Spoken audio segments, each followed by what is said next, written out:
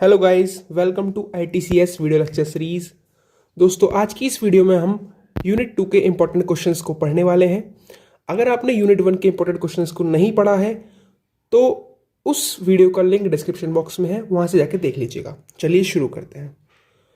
सबसे पहला important question जो यूनिट 2 का है वो है डिफरेंट लैंग्वेजेस इन इंडिया। सबसे पहले समझते हैं कि लैंग्वेज क्या होती है।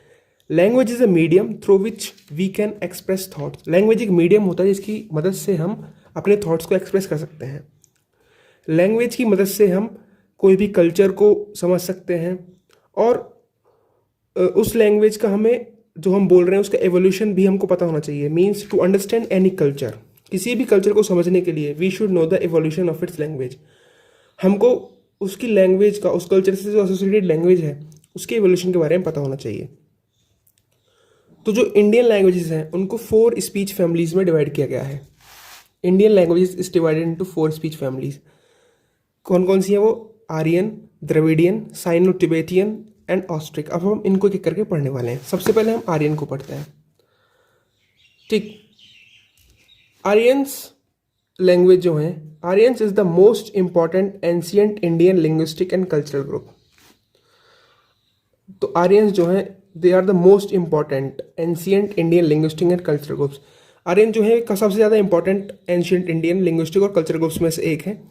Indian civilization has found its expression from Aryan. जो इंडियन की सिविलाइजेशन है, जो इंडियन सिविलाइजेशन है ना, उन्होंने अपने एक्सप्रेशंस को आर्यंस से फाउंड किया है। Hymns and poems collected in 4 Vedas give the specimen of this speech. Means Vedas के अंदर भी जो हाइम्स हैं और पोएम्स हैं, उन्होंने इस स्पीच के स्पेसिमेन को दिखाया गया है। It has developed over time from Vedic Sanskrit to classical dialects like Pali, Ardhamagadhi etcetera. Aryan जो ये लैंग्वेज ग्रुप है, इसका डेवलपमेंट वैदिक संस्कृत से होकर के क्लासिकल में हुआ। डायलेक्ट्स जैसे कि पाली डायलेक्ट है उसमें भी ये बदली गई, फिर अर्धमगधी तक इसका डेवलपमेंट होता रहा। तो आर्यन जो है ये बहुत ज़्यादा इंपॉर्टेंट लिंग्विस्टिक ग्रुप है। ये सारे पॉइंट्स आपने देख लिए। अब हम पढ़ते हैं द्रविडियंस को। ये second most important language family है इंडिया की। It is the second most important language family of India और it forms a solid block in South India. ये साउथ इंडिया में सबसे ज़्यादा बोली जाती है। And embrace 4 great literary languages. और इसने 4 ग्रेट लिटरेरी लैंग्वेजेस को एम्ब्रेस किया है या बढ़ावा दिया है, जिनका नाम है कन्नड़, मलयालम, तमिल और तेलुगु। ठीक, और ये आर्यन से भी ओल्डर है। प्राचीनता के हिसाब से देखा जाए तो द्रविडियन लैंग्वेज जो है ये आर्यंस की लैंग्वेज से भी काफ़ी ज़्यादा पहली है, काफ़ी ज़्यादा पहले आ चुकी थी। ठीक है, तो सबसे पुरानी जो प्राचीनता के हिसाब से देखी जाए तो कौन सी लैंग्वेज फैमिली है, वो है द्रविडियंस की। अब हम पढ़ने वाले हैं Sino Tibetan. People of Mongolian origin speak this. Mongolian origin से जो भी लोग आते थे वो इस साइनो टिबेटियन को बोलते थे। It does not have any much cultural significance. इसके पास कोई ज़्यादा कल्चरल सिग्निफिकेंस नहीं है भारत के अंदर। और इसकी कुछ मैन्युस्क्रिप्शंस हैं। ठीक है, और इसकी मतलब एक ही लैंग्वेज है जो इंडिया के अंदर है मंगोलियन ओरिजिन से, वो है Manipuri, with the exception of Manipuri. ठीक है, अब अगले लैंग्वेज ग्रुप हम पढ़ने वाले हैं Austric. It is the oldest speech family. सबसे ज़्यादा ओल्डेस्ट स्पीच फैमिली है ऑस्ट्रिक, लेकिन इसके सबसे कम स्पीकिंग पीपल्स हैं। It is good for students of linguistic and human culture. ये उन स्टूडेंट्स के लिए अच्छी है जो लिंग्विस्टिक और ह्यूमन कल्चर को पढ़ रहे हैं। It has valuable relics of Indians past. It links India with Burma, China, Malaya, Indonesia, Melanesian, Polynesia. तो इसके पास कुछ वैल्यूएबल रिलिक्स हैं जो कि ये डिफाइन करते हैं कि भारत का इतिहास कैसा था। और इस लैंग्वेज की मदद से हम लिंक्स को फाइंड आउट कर पाए। बर्मा से, भारत के लिंक्स जो थे बर्मा से, चाइना से, मलिया से, इंडोनेशिया से और बाकी सारे देशों से, जो कि मेलेनेशिया है, पोलिनेशिया है। ठीक है, Austric speakers know some Aryan languages too. जो ऑस्ट्रिक स्पीकर्स थे वो कुछ आर्यन लैंग्वेजेस को भी जानते थे। They introduce their own speech habits and their own words into Aryans. तो जो ऑस्ट्रिक स्पीच फैमिली थी उसने अपने खुद के स्पीच हैबिट्स को इंट्रोड्यूस किया और अपने खुद के वर्ड्स को इंट्रोड्यूस किया आर्यंस के अंदर। आई होप गाइज आपको ये चारों स्पीच फैमिली समझ में आ गई होंगी। चलिए बढ़ते हैं नेक्स्ट क्वेश्चन की तरफ। दूसरा इंपॉर्टेंट क्वेश्चन है evolution of writings in India. दोस्तों, इस क्वेश्चन के आंसर को आप प्लीज़ अपने क्वांटम के क्वेश्चन नंबर 2.2 से रेफर कर लीजिएगा। ठीक है, और अभी तक अगर आपने हमारे चैनल को सब्सक्राइब नहीं किया है तो प्लीज़ रिक्वेस्ट है सब्सक्राइब कर लीजिएगा, ताकि और बेल आइकन को दबा दीजिएगा ताकि आने वाली वीडियोस की लेटेस्ट नोटिफिकेशन आपके पास पहुंचती रहे। चलिए नेक्स्ट क्वेश्चन की तरफ बढ़ते हैं। अगला जो इंपॉर्टेंट क्वेश्चन है वो है ब्राह्मी स्क्रिप्ट। ब्राह्मी स्क्रिप्ट के ओरिजिन के बारे में पढ़ेंगे और उसकी कैरेक्टरिस्टिक्स के बारे में पढ़ेंगे। जो ब्राह्मी स्क्रिप्ट है, it is modern name given to the one of the oldest scripts used on the subcontinent during final century BC and early century CE। ये एक ये मॉडर्न नेम दिया गया है उस स्क्रिप्ट को जो सबसे पुरानी है और जिसको कहाँ कहाँ यूज़ किया गया था, सब कॉन्टिनेंट्स में यूज़ किया गया था during final century BC and early century BC CE। ठीक है। It is disputed about the origin. इसके जो ओरिजिन है उसके हिसाब से ये डिस्प्यूटेड है, इसका ओरिजिन अभी तक क्लियर नहीं है। बिकॉज सम बिलीव, क्योंकि कुछ लोग बिलीव करते हैं कि ये प्योरली इंडियन है, लेकिन कुछ कहते हैं कि ये उन स्क्रिप्ट से लिया गया है जो कि भारत के बाहर बनी है। ठीक है। It is disputed about the origin because some believe that it is purely Indian while others say it is derived from script outside India। तो इसका ओरिजिन पे कोई अभी तक क्लियर कट सॉल्यूशन नहीं आया है। इंडियन स्कॉलर्स जो थे वो कहते थे कि कुछ इंडियन स्कॉलर जो थे वो कहते थे कि ये इंडियन है, लेकिन कुछ कहते थे कि इसको फोनिशियन स्क्रिप्ट से डिराइव्ड किया गया है। Agreement between Mohenjodaro script and Brahmi state that it comes from Mohenjodaro. कुछ एग्रीमेंट जो मोहनजोदारो स्क्रिप्ट और ब्राह्मी स्टेट्स के बीच में हुए थे उनसे ये पता चला था कि ये जो ब्राह्मी स्क्रिप्ट है ये मोहनजोदारो से आई है। Brahmi letters have great beauty of simplicity, they stand bold and clear. Brahmi script के जो लेटर्स थे, ठीक है, ब्राह्मी स्क्रिप्ट के जो लेटर थे उनके अंदर सिंप्लिसिटी थी और वो बोल्ड और क्लीन थे। ये इसके ओरिजिन के ऊपर चीज़ें हैं। अब कैरेक्टरिस्टिक्स की बात करते हैं। जो ब्राह्मी स्क्रिप्ट है इसको हम लेफ्ट से राइट की तरफ लिखते हैं और हर जो लेटर होगा वो रिप्रेजेंट करेगा कंसोनेंट को, वॉवल्स को, और written with matras in Sanskrit. इसके अंदर मात्रास का भी क्या था, मात्रास भी होती थी जो कि संस्कृत में लिखी जाती थी ब्राह्मी स्क्रिप्ट के अंदर। Means each letter represent consonant, vowels, और they are written with matras in Sanskrit. Brahmi characters are joined vertically downwards. Brahmi के जो कैरेक्टर्स थे उनको वर्टिकली डाउनवर्ड्स ज्वाइन किया जाता था। Each letter is written with some space. हर लेटर को कुछ स्पेस देके लिखा जाता था। Use of dash and curved horizontal line. Brahmi script में डैश का भी यूज होता था और कर्व्ड हॉरिजॉन्टल लाइंस का भी यूज था। Flower mark marks the end. Means अगर हमें कुछ सेंटेंस को एंड करना था तो फ्लावर मार्क लगाते थे, और सर्कुलर मार्क्स जो था वो इंडिकेट करता था फुल स्टॉप को ब्राह्मी स्क्रिप्ट के अंदर। ठीक है। कुछ कुछ ये आज की जो इंग्लिश हम लिखते हैं उस तरीके से मैच करता हुआ है ब्राह्मी स्क्रिप्ट। आई होप आपको ब्राह्मी स्क्रिप्ट समझ में आ गई होगी। एक बार स्क्रीनशॉट ले लीजिएगा, बाकी नहीं तो मैं कुछ ये नोट्स को डाल दूंगा, आप वहाँ से पढ़ लीजिएगा। और सबसे बेस्ट रहेगा अपनी क्वांटम को खोल के बैठिएगा और क्वांटम से देखते रहिएगा ताकि आपको इजीली समझ में आता रहे। चलिए हम पढ़ते हैं दूसरी स्क्रिप्ट जिसका नाम है हरप्पन स्क्रिप्ट। इसकी भी हम कैरेक्टरिस्टिक्स को पढ़ने वाले हैं और इसके ओरिजिन को भी। Corpus of symbols produced by Indus valley civilization. Harappan script में कुछ सिम्बल्स होते थे जो कि इंडस वैली सिविलाइजेशन के टाइम पे आए थे। इसके जो हरप्पन स्क्रिप्ट के इंस्क्रिप्शंस हैं वो काफ़ी शॉर्ट हैं। Inscriptions are extremely short. Harappan script is not clear why these symbols were used. Harappan script में सिम्बल्स के यूज़ को कभी भी क्लियर नहीं किया गया कि ये सिम्बल्स क्यों यूज़ किए गए थे। और it has no known bilingual inscription. इसके पास कोई आज तक जानकारी में बायलिंगुअल इंस्क्रिप्शन नहीं है। It does not have any significant changes over time. और हरप्पन स्क्रिप्ट का क्या था कि इसके कोई चेंज नहीं आया था समय के हिसाब से। Early 1970 Iravatham Mahadevan published a corpus listing 3700 seals and 417 साइज एंड पैटर्न्स। 1970 के शुरुआत में एक इरावथम महादेवन नाम के एक व्यक्ति थे, उन्होंने एक कॉर्पस को पब्लिश किया था जिसमें 3700 सील्स को उन्होंने लिस्ट किया था और 417 साइंस और पैटर्न्स को उन्होंने लिस्ट किया था। उसके अंदर जो हरप्पन स्क्रिप्ट में कुछ इंस्क्रिप्शन मिलती थी और जो शॉर्ट थी। Average inscriptions contains 5, longest contains 17 science. जो कुछ एवरेज इंस्क्रिप्शंस थी उनके अंदर केवल 5 साइंस होते थे और सबसे ज़्यादा लॉन्गेस्ट जो इंस्क्रिप्शन है उसके अंदर 17 साइंस हैं। Direction of writing from right to left. Harappan script को राइट से लेकर लेफ्ट की तरफ लिखा जाता था ऐसे। ठीक। Characteristics. Characters are largely pictorial. Harappan script में जो कैरेक्टर्स बनाते थे वो पिक्चर्स की शेप में होते थे, पिक्टोरियल होते थे। Inscriptions were written from right to left, inscription जो भी थी उनको हम राइट से लेकर लेफ्ट की तरफ लिखते थे। और number of principal signs is about 400, और इसमें प्रिंसिपल साइंस के जो नंबर हैं जो सबसे ज़्यादा यूज़ किया जाते थे साइंस, वो 400 हैं। ठीक है, आई होप आपको हर पॉइंट स्क्रिप्ट समझ में आ गई होगी। Guys please show love and please subscribe our channel, ताकि हम और ज़्यादा वीडियोज़ बना सकें मोटिवेट होने के बाद। And please please please please notification दबा दीजिएगा, क्योंकि आने वाली वीडियोज़ की लेटेस्ट नोटिफिकेशन आपके पास पहुँचती रहेंगी।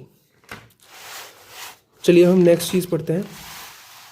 तो नेक्स्ट इंपॉर्टेंट जो इसके अंदर क्वेश्चन है वो है वैदिक लिटरेचर और वेदास के ऊपर। तो वेद्स क्या थे? Vedas are earliest known literature in India. Veda जो है सबसे पुराने नोन लिटरेचर्स हैं भारत के अंदर, और इनको संस्कृत में लिखा गया था और इनको ओरली प्रेजेंट किया जाता था, and orally they were preserved and handed. Vedas are earliest known literature in India, they were written in Sanskrit and orally they were preserved and handed. इनको ओरली मतलब वो बताया जाता था, जिसकी वजह से ये प्रिजर्व रह पाए। Veda treat whole world as family. Vedas के हिसाब से ये कहा गया है कि हमारी जो पूरी दुनिया है वो एक फैमिली है, और इसी से एक फ्रेज आता है वासुदेव कुटुंबकम, जिसका मतलब होता है कि whole world is a family. तो बेसिकली 4 वेद्स हैं, एक ऋग्वेद, यजुर्वेद, सामवेद और अथर्ववेद। और हर वेद के पास अपने ब्राह्मणास होते हैं, उपनिषद्स होते हैं और आर्यंकास होते हैं, मीन्स इनकी सब क्लासिफिकेशंस। अब हम एक एक करके सारे वेद्स को पढ़ने वाले हैं। तो सबसे पहली है ऋग्वेद संहिता। ऋग्वेद संहिता ओल्डेस्ट वेद है। इसके अंदर मंत्र से, it contains of mantra where priest can invite God's.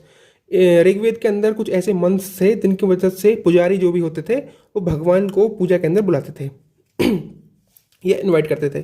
It is divided into 10 mandals and each Mandal contains मंत्र कॉल्ड सूक्त। ऋग्वेद को 10 मंडलों में डिवाइड किया गया है, और हर एक मंडल के अंदर कुछ मंत्र होते थे जिनको हम सूक्त बोलते थे। ऋग्वेद के अंदर 1028 सूक्त हैं।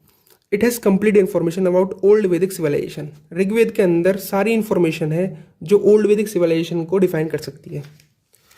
It is also known as philosophical thought, religion, ideas and other related emotions came to born in the mind of man.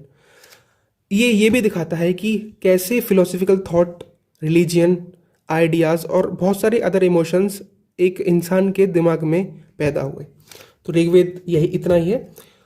इतने पॉइंट्स याद रखेंगे तो आप अच्छे खासे मार्क्स गेन कर पाएंगे।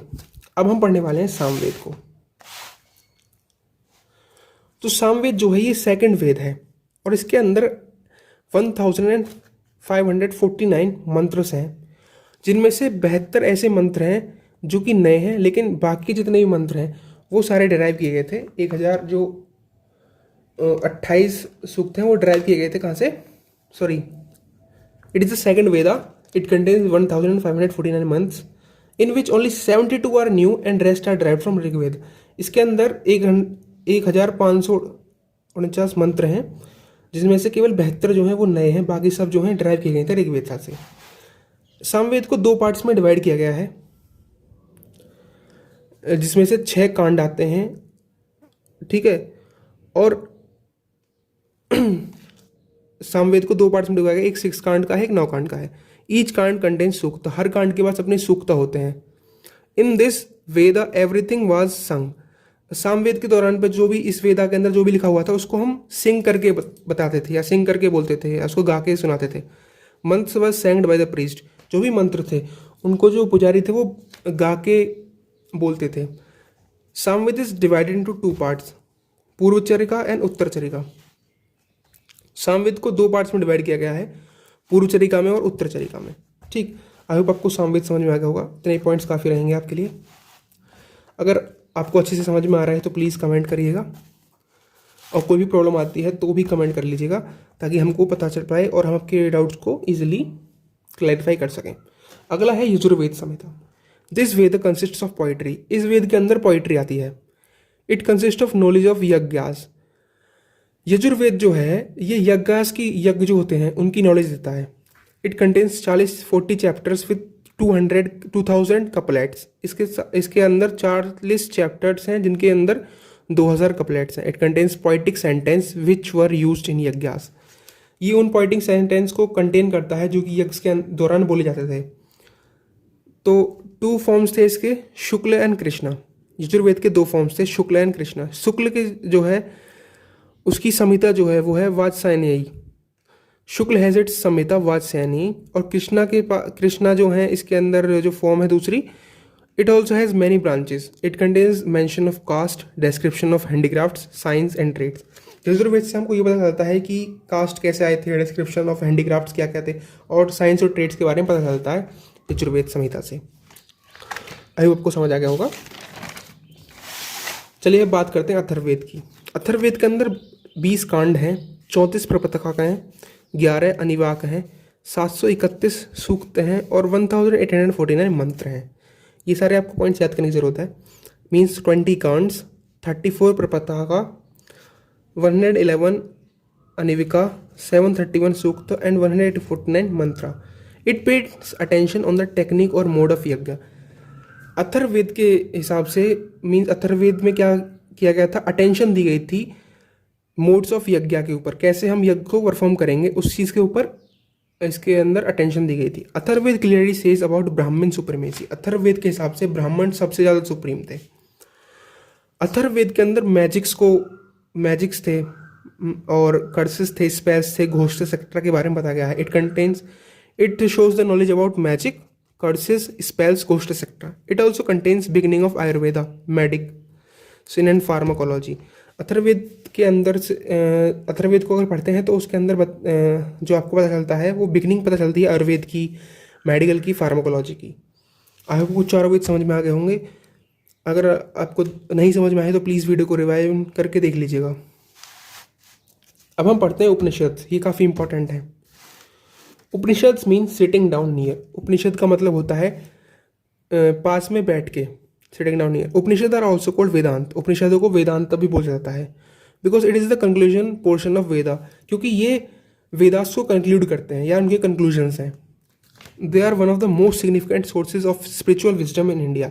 ये सबसे ज़्यादा सिग्निफिकेंट सोर्सेज हैं जो कि ये बताते हैं कि दो इंडिया का स्पिरिचुअल विजडम को बताते हैं। And they are traditionally regarded as source book of Indian philosophy.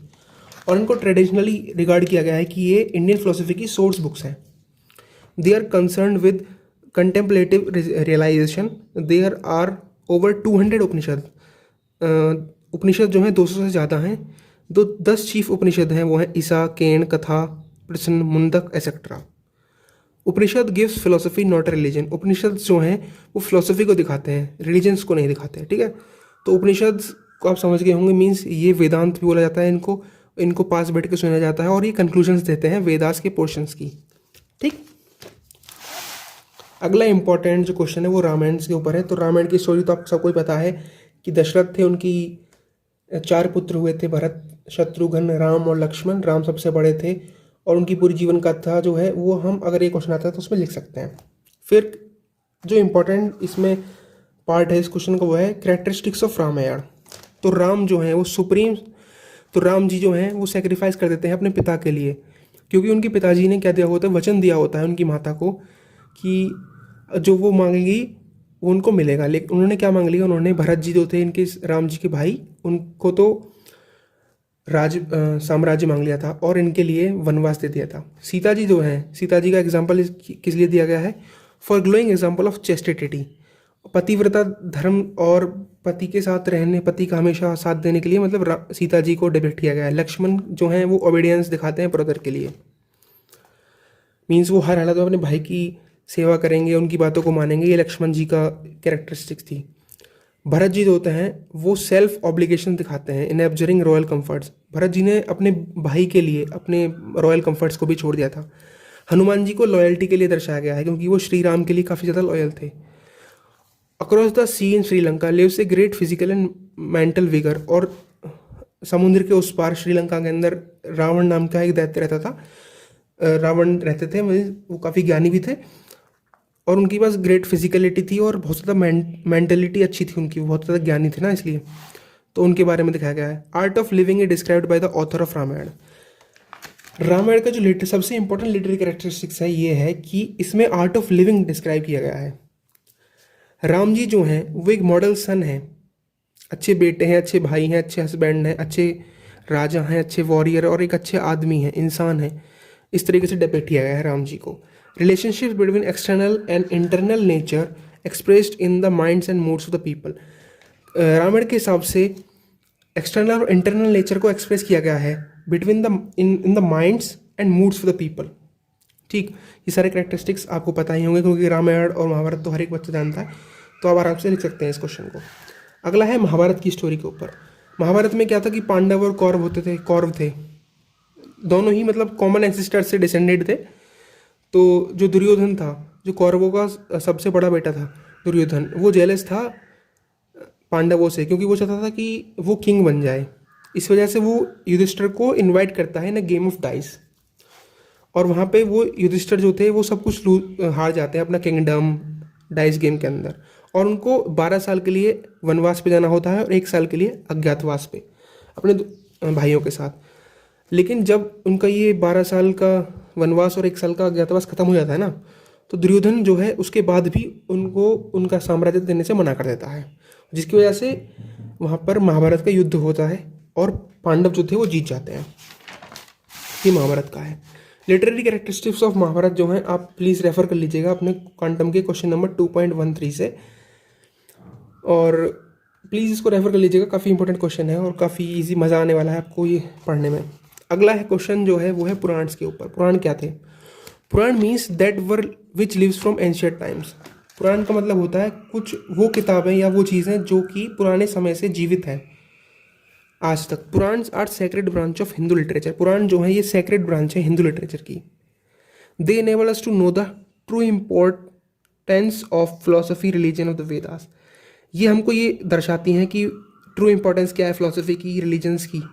ठीक है, पुराण जो थे वह written with the object of popularizing the truth taught by the Vedas. Purana जो थे वो इसलिए लिखे गए थे ताकि वो वेदास से जो हमें सीखने को मिला है, जो ट्रुथ वेदास ने सिखाए हैं, उनको पॉपुलराइज किया जा सके by presenting them in relation to specific personages and events of their lives. ताकि कुछ बहुत जो लोगों की कथाएं हैं उनसे उनको कनेक्ट करके प्रेजेंट किया जा सके ताकि लोग ईजिली समझ पाएँ कुछ लाइफ्स के ट्रुथ को जो वेदास में लिखे गए हैं। Real function of Puranas is to illustrate, explain and amplify Vedas. जो मेन फंक्शन है पुराण्स का वो ये है कि वो वेदास को एम्पलीफाई कर सकते हैं, वेदास को इलस्ट्रेट कर सकें और उनको एक्सप्लेन कर सकें। तो कितने पुराण हैं? 18 महापुराण हैं और 18 ही सेकेंडरी उप पुराण्स हैं। पुराण जो हैं वो ट्रेडिशनली उनके अंदर 5 मेन टॉपिक्स हैं। सबसे पहला है सर्ग मीन्स क्रिएशन, दूसरा है प्रतिसर्ग यानी कि डिसोल्यूशन और रिक्रिएशन, तीसरा है वंश मीन्स डिवाइन जीनियोलॉजीज, चौथा है मनवंत्र यानी कि एजेस ऑफ मनूज, और फिफ्थ है वैश्मनचारी जिसका मतलब है जेनोलॉजीज ऑफ किंग्स। ये आपको प्लीज़ इनको पढ़ लीजिएगा। पुराण के अंदर मीन्स 5 मेन टॉपिक्स हैं, सर्ग, प्रतिसर्ग, वंशा, मानवंतरा, वसमानुचारी। 18 महापुराण जो हैं उनको क्लासीफाई किया गया है सात्विक, तमस एंड रजस। सात्विक मीन्स जिसके अंदर सतगुण हो, मीन्स अच्छा। तमस मीन्स जिसके अंदर तमोगुण हो, और रजस मीन्स जिसके अंदर रजोगुण हो। ठीक, ये सारी चीज़ें आप जानते ही होंगे। चलिए अब हम बात करते हैं कुछ इंपॉर्टेंट क्वेश्चंस की, जिसमें हम बात करेंगे बुद्धिस्ट लिटरेचर की। बुद्धिस्ट लिटरेचर जो है, बुद्धिस्ट के जो जितने भी लिटरेचर के जो जितने भी कम थे जो वर्क्स थे वो written in Pali language. Buddhist works were written in Pali which was spoken in Magadha and south Bihar. जो पाली लैंग्वेज में लिखे गए थे, पाली कहाँ कहाँ बोली जाती थी? पाली बोली जाती थी मगध के अंदर और साउथ बिहार के अंदर। बुद्धिस्ट के जो वर्क थे उनको डिवाइड किया गया था 2 पार्ट्स में, canonical and non canonical. Canonical literature 2 थे, वो सबसे ज़्यादा अच्छी तरीके से रिप्रेजेंट किए थे त्रिपिटका ने या 3 बास्केट्स ने। Tripitaka means 3 baskets. वो 3 बास्केट्स कौन कौन सी हैं? विनय पिटका। विनय पिटका के अंदर क्या आता था? Rules and regulations of daily life. Vinaya Pitaka के अंदर डेली लाइफ से रिलेटेड रूल्स और रेगुलेशंस को दर्शाया गया था। सूत पिटका के अंदर मॉरलिटी को दिखाया गया था और धर्म के बारे में लिखा गया था। अभिधम्म पिटका जो था इसके अंदर फिलोसफी के बारे में बताया गया था, एथिक्स के बारे में बताया गया था और मेटाफिजिक्स के बारे में बताया गया था। तो बुद्धिस्ट लिटरेचर को पढ़ रहे हैं हम। बुद्धिस्ट लिटरेचर का पहला कैनोनिकल लिटरेचर हमने पढ़ लिया। अब नॉन कैनोनिकल लिटरेचर क्या था? नॉन कैनोनिकल लिटरेचर जो है, कैनोनिकल लिटरेचर, उसको जटाकास ने, जो जटाकास थे उनसे रिप्रेजेंट किया गया है। जटाका क्या था? Jataka contains stories of previous birth of Buddha. Jataka के अंदर जो बुद्ध जी थे उनके प्रीवियस बर्थों की कहानियाँ थी। अगला इंपॉर्टेंट क्वेश्चन है बुद्धिस्ट संस्कृत लिटरेचर से related. There are 3 Buddhist Sanskrit text. Buddhist Sanskrit text 3 है, लाइक पाली त्रिपिटका, जैसे कि पाली त्रिपिटका था उस तरीके से बुद्धिस्ट संस्कृत लिटरेचर का भी 3 टेक्स्ट हैं। Buddhist Sanskrit are also known as Tripitaka, Agama, Vinaya and अभिधर्मा। तो 3 जो संस्कृत लिटरेचर है वो है अगम, विनय और अभिधर्मा। ये 3 पार्ट्स इनके कौन कौन से? Hinayana Buddhist Sanskrit literatures. Hinayana Buddhist Sanskrit literature के अंदर अगम था, जिसको 4 पार्ट्स में डिवाइड किया गया था, 4 बुक्स में डिवाइड किया गया था, जिनको नाम दिया गया था दीर्घ अगम, मध्यम अगम, समय अगम और एकोत्तरगम। ये चारों नाम थे इसके, ठीक। दूसरा था Mahayana Buddhist Sanskrit text. Mahayana schools has an extensive literature of its own. Mahayana schools के पास अपने खुद के लिटरेचर्स होते थे, और महायान बुद्धिस्ट संस्कृत टेक्स्ट के अंदर 9 बुक्स थी जो रिफरेंस देती थी। 9 बुक्स सबसे ज़्यादा ग्रेटेस्ट रिफरेंस की थी, और उनको हम वैपुल्य सूत्रस भी बोलते हैं। They are also known as Vaipulya sutras, है ना। तो महायान जो थी वो महायान बुद्धिस्ट संस्कृत टेक्स्ट जो हैं वो उनके पास खुद के अपने एक्सटेंसिव लिटरेचर्स थे। इनके पास 9 प्रोमिनेंट बुक्स थी जिनकी सबसे ज़्यादा रेफरेंस अच्छा खासा था, और इनको हम वैपुल्य सूत्रास भी बोलते थे। जो थर्ड पार्ट था इनका वो था प्योर संस्कृत टेक्स्ट। ये किस किसने लिखे थे? प्रोमिनेंट स्कॉलर्स जैसे कि अश्वघोष थे, नागार्जुन थे, आर्यदेव थे, वसुमित्र थे। उन्होंने अपने जो काम थे उनको लिखा था संस्कृत के अंदर, और इनके अंदर इन्होंने क्या लिखा था? बुद्धिज्म से रिलेटेड चीज़ें लिखी थी। इस वजह से हमारे जो संस्कृत के टेक्स्ट हैं वो 3 प्रकार में बनाए गए हैं बुद्धिस्ट संस्कृत टेक्स्ट को। अब अगला इंपॉर्टेंट क्वेश्चन है कौटिल्य के अर्थशास्त्र से ऊपर के बारे में। कौटिल्य अर्थशास्त्र क्या है? It is an ancient Indian Sanskrit treatise on statecraft, economic policy and military strategy. Kautilya Arthashastra जो है ये सबसे पुराना संस्कृत ट्रीटी है जो बताता है कि कैसे हमको एक राज्य को चलाना है, इकोनॉमिक पॉलिसीज़ क्या होनी चाहिए, और मिलिट्री स्ट्रेटजीज़ के बारे में बताया गया है इसके अंदर। कौटिल्य जो हैं वो इस टेक्स्ट के ऑथर हैं। अर्थशास्त्र जो है उसको 15 अधिकरणाज में डिवाइड किया गया है, 180 प्रकरणाज में डिवाइड किया गया है, और ये जो अर्थशास्त्र है ये मोटिवेट करता है एक राज्य को इकोनॉमी के लिए, अच्छी पॉलिटिक्स के लिए और सोशलॉजी के लिए, ठीक। It is devoted to the administration problems and deals with the following elements of kingdom. इसको बेसिकली एडमिनिस्ट्रेटिव प्रॉब्लम्स को ओवरकम करने के लिए डिवोट किया गया है, और इसके जो एलिमेंट्स हैं वो डील करते हैं ट्रेनिंग से, एक किंगडम की ड्यूटीज़ ऑफ किंग बताती हैं अर्थशास्त्र के अंदर। Recruitment and duties of Amatya and mantris, मंत्रियों के रिक्रूटमेंट और उनकी ड्यूटीज़ को भी दर्शाता है अर्थशास्त्र।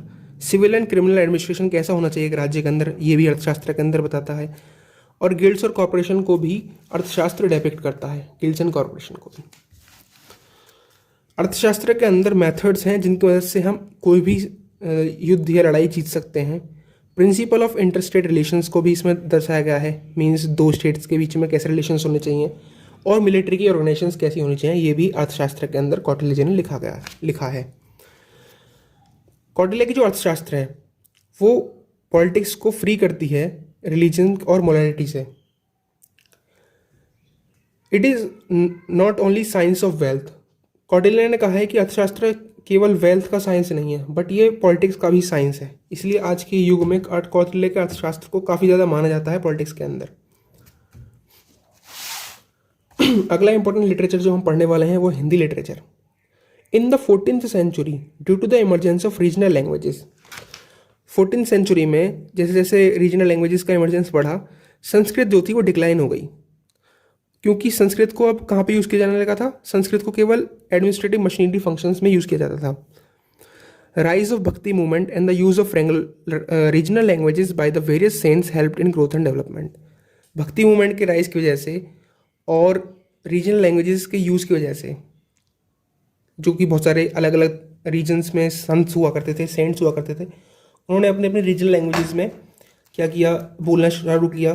तो उसकी वजह से जो रीजनल लैंग्वेजेस थे उनकी ग्रोथ और डेवलपमेंट हो गई, और संस्कृत जो थी वो डिक्लाइन हो गई भक्ति मूवमेंट के दौरान। Languages went on changing, languages change होती रहीं, नए वर्ड्स कॉइंड होते रहे अपने भाषाओं को एक्सप्लेन करने के लिए, एक्सप्रेस करने के लिए। भक्ति मूवमेंट के इन्फ्लुएंस की वजह से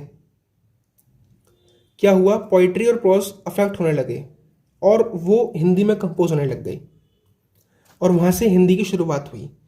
Hindi evolved during Apabhramsha stages, Hindi का एवोल्यूशन अपभ्रंशा स्टेज के आसपास हुआ, जो कि 7th और 8th सेंचुरीज एडी के आसपास हुआ था इसका इमरजेंस। हिंदी के जो पोइट्स थे उन्होंने अपने सेंटिमेंट्स को एक्सप्रेस किया ताकि वो अपने डिवोशनल एक्सटेंट्स को सेटिस्फाई कर सकें। Hindi poets influence society in a manner that has never happened. Hindi poet जो थे उन्होंने सोसाइटी को इस तरीके से इन्फ्लुएंस किया कि जैसे कि आज तक कोई नहीं कर पाया था, जिसकी वजह से हिंदी ज़्यादा यूज़ होने लगी, which was the reason for more use of Hindi. और इन मॉडर्न टाइम्स, आज के युग में खाली डायलेक्ट जो है सबसे ज़्यादा प्रोमिनेंट है। तो मीन्स जैसे जैसे क्या हुआ, हिंदी लिटरेचर कैसे बढ़ा था भाई, रीजनल लैंग्वेज आ गई थी, रीजनल लैंग्वेज आने की वजह से संस्कृत डिक्लाइन हो गई। और उस टाइम पे जो संत थे उन्होंने अपने जो क्या थे, जो भी अपनी प्रोज और पोइट्रीज थे उनको यूज़ करने लग गए अपने डिवोशनल इंस्टिंक्ट्स को सेटिस्फाई करने के लिए। और वहाँ से हिंदी का इमरजेंस हुआ 7th से लेके 8th सेंचुरी एडी के आसपास। और उसकी वजह से हिंदी में जो उन्होंने बातें कही वो लोगों को बहुत ज़्यादा मोटिवेट या अच्छी लगने लग गई, जिसकी वजह से हिंदी का यूज़ ज़्यादा बढ़ने लग गया। यही हिंदी लिटरेचर की शुरुआत थी। ठीक, आई होप आपको समझ में आ गया। कुछ और इंपॉर्टेंट क्वेश्चंस जो प्लीज़ आप अपनी क्वांटम से रेफर कर लीजिएगा, जो वो हैं जेएन लिटरेचर के बारे में पढ़ लीजिएगा, तेलुगु मलयालम संगम कन्नड़ लिटरेचर के बारे में पढ़ लीजिएगा, और कुछ फेमस संस्कृत ऑथर्स के बारे में पढ़ लीजिएगा और उनके कुछ काम के बारे में। आई होप गाइज आपको समझ में आ गया होगा यूनिट 2। अगर आपको वीडियो अच्छी लगी है तो वीडियो को लाइक करें, चैनल को सब्सक्राइब करें, and thank you guys for watching the video. Like share subscribe. जय हिंद।